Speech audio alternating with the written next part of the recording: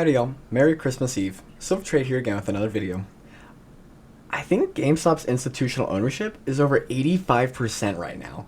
I am freaking out. I'm sitting here at 3 a.m. on a Tuesday night, just looking through GameStop, and the institutional ownership, the website that we all use, Fintel, to check the institutional ownership, is at over 85% right now, as you can see right here. It's unbelievable. I keep going like, yeah, 90 minus 5 is, 85, and 75, 80, 85. Yeah, I mean, that's really at 85% is what they're reporting right now. Oh my goodness. We've never seen institutions own this much GameStop before. Ever. I mean, an 85%, it's almost unbelievable. Oh my goodness. Please remember, none of this is financial advice, and we are not financial advisors. This video is made for entertainment purposes only. Okay, so we know that institutions, according to Fintel, own over 85% of GameStop right now. Oh my goodness. The short interest on XRT is 279.40% short. When you look at the top 5 holders for GameStop, they all together recently added about $2 billion worth of shares to their own pockets. In November. And the GameStop app is now ranked number 98 on iOS shopping apps. And before I even got to recording, it was at number 93, 5 spots better just 13 hours ago. I guess people are seeing this post on Reddit, and then they're going and downloading the app and giving it a great review. In the first 13 hours, it's almost in the top 90. How exciting. I'll let y'all know if this continues to get closer and closer to spot number 1. If you take a look way back at GameStop's earnings, you notice every January when they report earnings, they have a significant bump, like right here.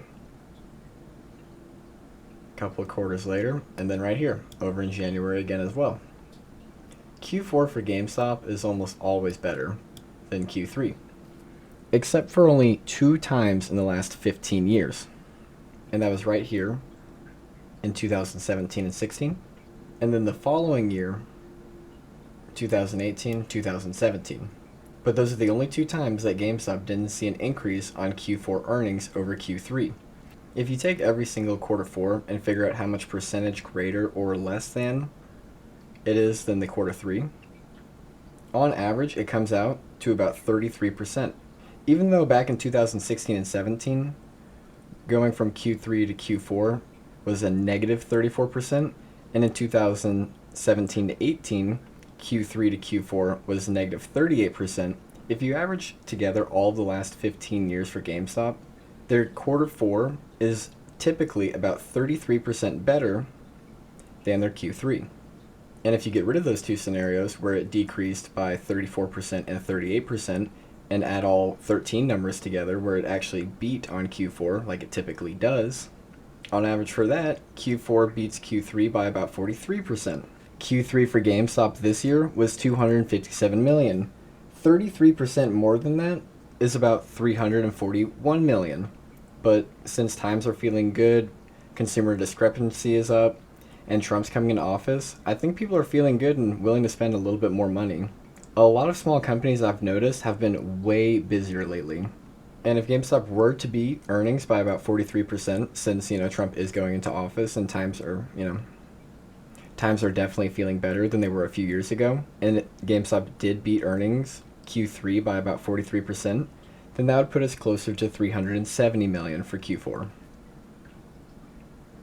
And sadly, even if we do hit about $400 million in sales for Q4 for GameStop, this year might have less sales than last year. But don't forget, we've talked about how the CEO of PSA has hundreds of thousands of people sign up on PSA's app every year, but they never actually get their cards graded. People search their cards, they look into it, they get ready, they do all of the steps in the PSA app except actually go to a store. PSA and GameStop are working together now. There's going to be a lot of people trying to get their cards graded, and it is a huge thing in the card trading community. So I think that this year for GameStop might actually beat last year's, but we need to make well over $400 million on Q4. There have been times though when GameStop's done over $1 billion in sales in a quarter. A couple of times. A GameStop employee made this person's Christmas, and gave them a free pair of socks that they couldn't find the barcode for. And I say times are feeling good because people have been posting tons of pictures with all of the stuff that they bought at GameStop. And there's a whole theory on how the $125 calls would almost exactly be the peak where GameStop sneezed to back in 2021.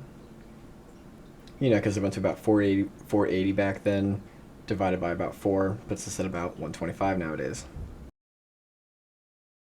And so if GameStop gets above $125 per share, a new all-time high. And I think banks are expecting this, especially with over 85% institutional holding. I mean, oh my goodness, that cannot be real. But I'm sure there's a reason that they made these calls even a thing. And I know right here on the side, it says shares times 1,000. And so that would put us at 150 million. And if institutions owned 150 million of GameStop, that wouldn't even be 50%. But over here, it says 85%. And it's institutional ownership of GameStop from Fintel. It says 85%. And every time you've ever seen a YouTuber talk about this, they're always just over here quoting the percentage side. I hope it doesn't mean this side, but we'll just have to keep looking into it. GameStop on the chart looks amazing. The fact that we touched 31.14 today makes me about twice as bullish on the week. Today, GameStop broke through yesterday's high, stepped right off it, and just kept on going, taking a little bit of a pullback right in the early hours of the morning.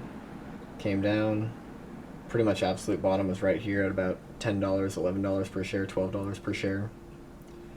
They pushed it way down as much as they could to load up, making a spring. Shot up with a sign of strength. Picture perfect accumulation. We're breaking above the 200-day moving average. The company's never had more cash. And the PSA partnership could be huge for GameStop. We're all very excited to see what happens, and I really appreciate it if you made it this far in the video. Thank you so much, and God bless.